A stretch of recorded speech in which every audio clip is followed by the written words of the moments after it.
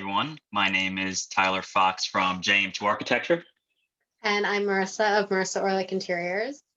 And today we're going to talk a little bit about architectural review boards, historic preservation, historic districts. And the reason is because I have a client right now, or JM2 has a client right now, and we're doing a project in the village of Southampton.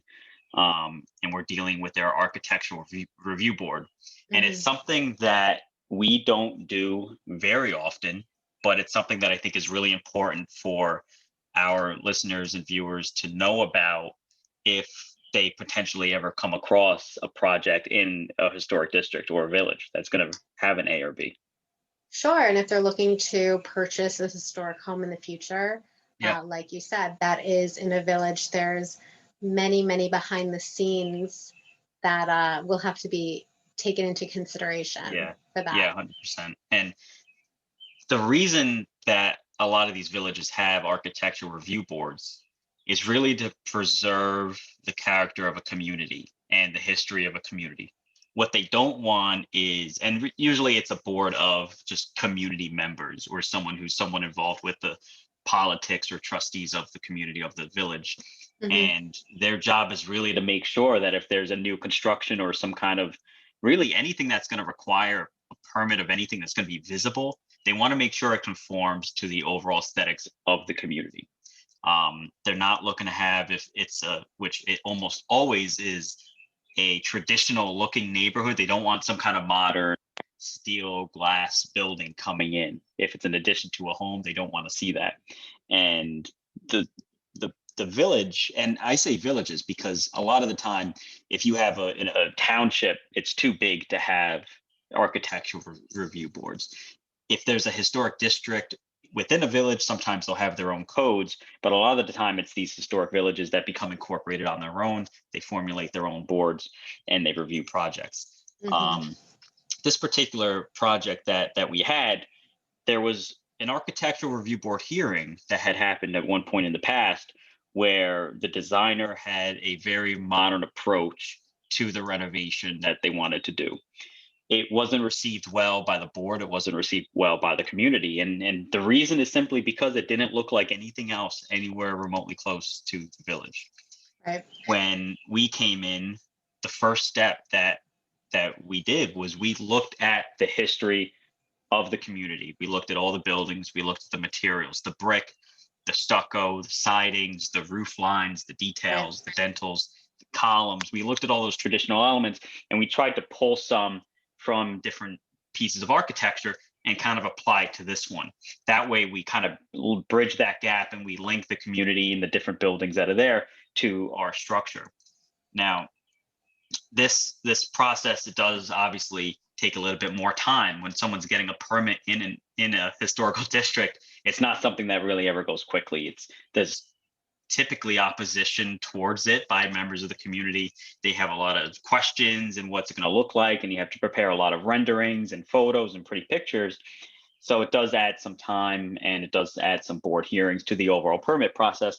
But at the end of the day, it is a necessary step. And I think that just having people maybe understand that if they're looking, like you said, they're looking for property in a historical district, that they understand if they're going to want to do some work, it could be as simple as maybe putting a fence or changing their door, their windows. It could be something as simple as that that's going to require a significant review by the board. And as I'm thinking about this, some of the there's retirement communities that are popping up everywhere on Long Island.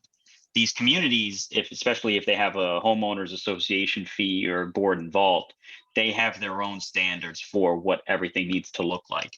So it's a very similar concept of people who are living in some of these communities. They can't change the color of their doors or windows or sidings. It has to look the same. It's that same concept, but taken into a larger level. Right. To put it in layman's terms, it could be similar to living in a co-op or a condo association where you have reviews on renovations you can do in your space. So no, that's exactly it.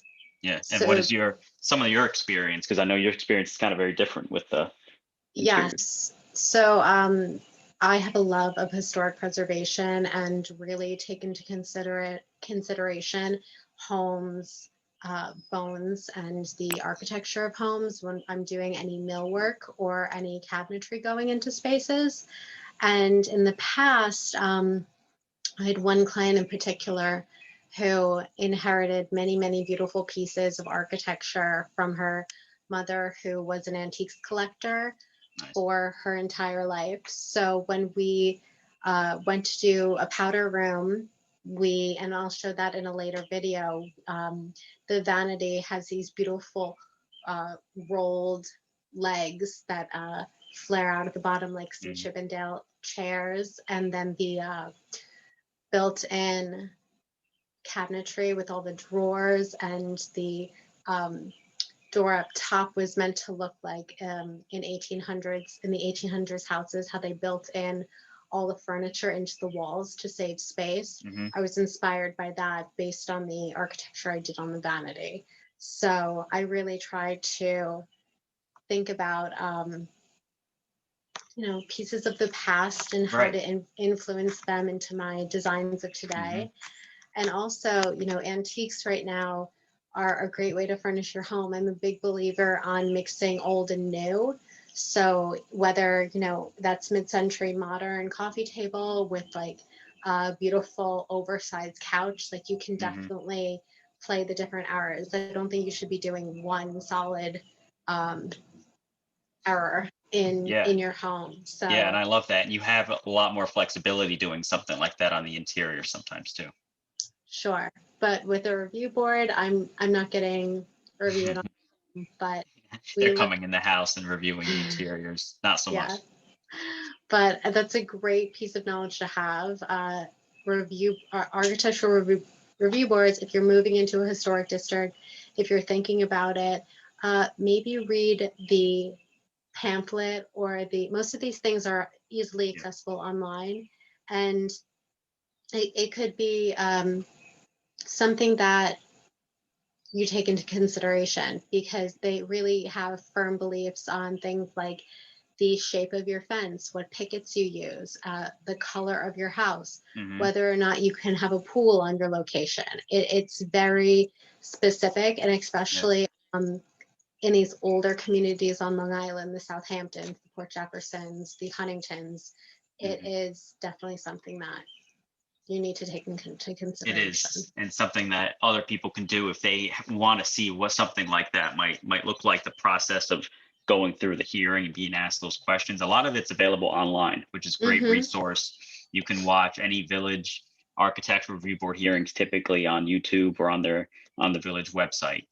Right. And they'll also, if they're not posting their videos online, you can read the minutes. And by reading the minutes of these past meetings, you can understand what other people in the community are doing. And, you might reach out to your neighbor and see how they might give you some friendly advice on how it went. So this was a great topic, and I think very much thought about with the idea of people buying older homes and renovating them. Exactly. Yeah. And if anybody has any questions on ARB, on any boards, zoning, planning, any kind of hearing in the process, reach out and feel free to ask any additional questions. So my name's Tyler Fox of J2 Architecture. And I'm Marisa of Marisa Orlich Interiors. Thank you. Thank you.